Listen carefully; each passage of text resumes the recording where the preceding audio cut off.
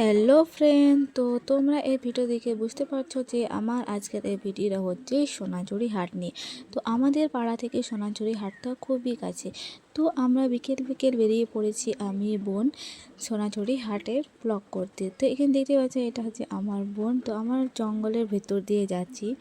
তো আমাদের পাড়াটা পুরো জঙ্গলের ভেতর, যেহেতু আগের ভিডিওতে তোমাদেরকে বলেছি। তো ফাইনালি সোনাঝুরি হাট আমরা পৌঁছে গেছি।